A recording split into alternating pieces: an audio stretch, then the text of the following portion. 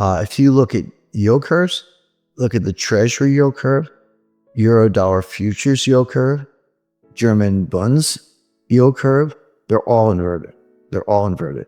Now, inversions happen, just meaning the longer-term rate is lower than the short-term rate. We're seeing something globally we've never seen before, and it is the best single indicator of a recession. The last time we saw anything like this was in 2007, just ahead of the 2008 financial catastrophe. So the stock market's saying it's all good, Goldilocks, soft landing, Fed's going to get the memo, they're going to cut rates, the pivot, and buy stocks. The bond market is saying no, this is bad and it's going to get worse, and it's actually too late for the Fed to do anything about it. See, when these inversions start, sometimes they're a year forward, like, hey, look at the Euro-dollar futures yield curve a year from now. Man, that thing is inverted. But what happens is, as you get closer to the actual thing you're worried about, the inversion gets nearer and nearer. Now it is literally a month away or less. So that's like a big red siren, flashing light, whatever you want to call it. Okay, whatever your baseline is, probably treasuries, 2-year notes or 5-year notes or whatever, they will come down a lot. Not right away. We may still be a month or two away on this, but they'll come down a lot. And then corporate yields will go up a lot because of the recession, because of deterioration, increased bankruptcies, reduced revenues, et cetera. So those spreads will blow out. And it's important to remember, interest rates are a lagging indicator. Everyone's like, well, how could interest rates be going up if we're in a recession? The answer is, as you get closer to recession, who figures it out first? Well, the Fed figures it out last. They're usually the last to know. Wall Street is second last to know. The people who figure it out first are actual business people, entrepreneurs, restaurant owners, dry cleaners, taxi drivers, or even medium-sized businesses. They see it. If you're in the trucking business, it's real time. If inventories are sky high and new orders are being slashed, you're not moving anything by truck. So there are certain businesses that are concurrent. The yield curves I was talking about are very good forward indicators. They tell you what's going to happen next. A lot of business people are living in the real world in real time. They know what's happening now, and the stock market tends to figure it out later. But as far as banking and credit is concerned, what happens is if you're a business person and you see business heading down, fewer customers, whatever, you go out and borrow all you can. You're like, hey, it's a really bad recession coming. If I got lines of credit, I'm going to use them up now. I don't want my bank changing the term. Instead, I'm going to borrow everything I can. And that creates a demand for funds and interest rates go up. And then the recession hits and the bankers go, what's going on? Credit losses start going up. And then they just turn off the spigots and they raise standards. They stop doing loans. And then interest rates will start to come down. Interest rates peak after the recession has already begun. So interest rates may not have peaked yet. Even the treasury market. So that's not unusual. Now, here's what the Fed is missing, or everybody's missing.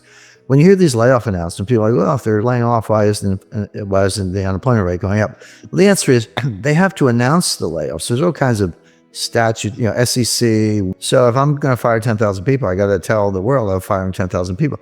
It doesn't mean I fire them that day. I might fire them on a rolling basis over the next 30 days. And it doesn't mean they walk out the door empty-handed and head for the unemployment office. I might give them 3 months severance, 6 months severance, et cetera. And so when do they actually show up to the unemployment office and say, give me a check? It might not be till this spring.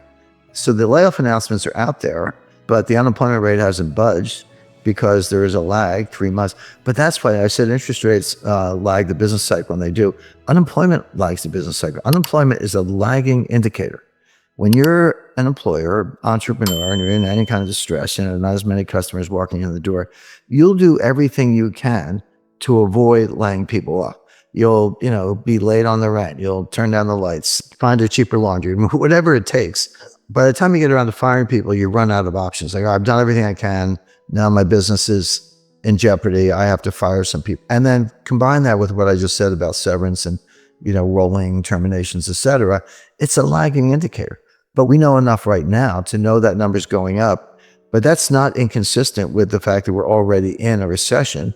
It's exactly what you would expect, that unemployment's a lagging indicator. So when the Fed's on a mission, they actually don't care about the stock market. Here's what they do care about.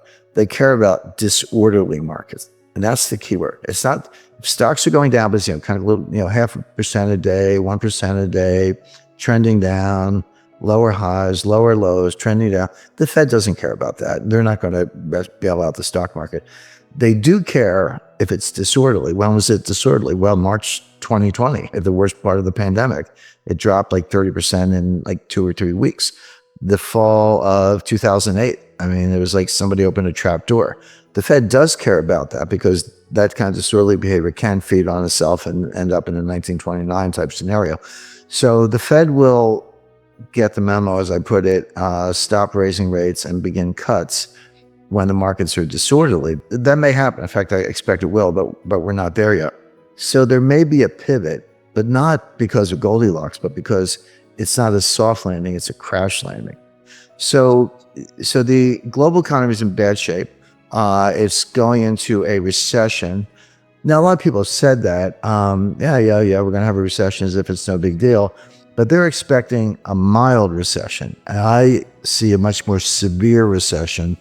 Now, the other half, what does this mean for financial markets? And there, the best way I've been able to explain it, imagine you're in an Irish pub and you got 3 Irish storytellers. And I'm part Irish, so I can talk about the Irish, but they're telling 3 different stories, and you got to listen to each one.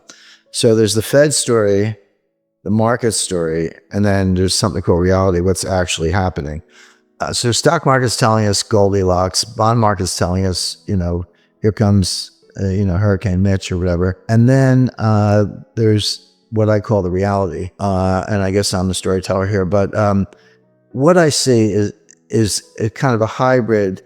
The Fed's doing what they're doing, right or wrong. Okay, they're doing what they're doing. The market has their own interpretation. I agree with the market, certainly the bond market, that the Fed has probably over-tightened, and they may pivot. To say that there could be a rate cut, maybe, I wouldn't rule that out, but for a really bad reason. In other words, if the Fed cuts rates, which they may, the pivot may be real. It's not because they engineered a soft landing and Goldilocks and everything. Oh, that's just right. It's because they screwed up as usual, as they've been doing since 1913. They over-tightened and they found out too late. And then they have to slam on the brakes or take the foot off the brake, if you will, in terms of rate hikes, and then pivot. And we've seen this movie before. This is exactly what happened in 2018. The stock market dropped 20%. I mean, it's like 19.9 or something on the Dow, so maybe not technically a bear market, but yeah, what's the difference? It dropped 20%. The Fed was tightening into that collapse. The Fed tightened on December 16th, 2018, only like 8 days before the Christmas Eve massacre, and after most of the 20% collapse had already happened, they tightened one last time. So what it shows you is that when the Fed's on a mission, they actually don't care about the stock market, this whole, Bernanke put and Greenspan put and all that. That's not how it works. They don't care that much about the stock market level.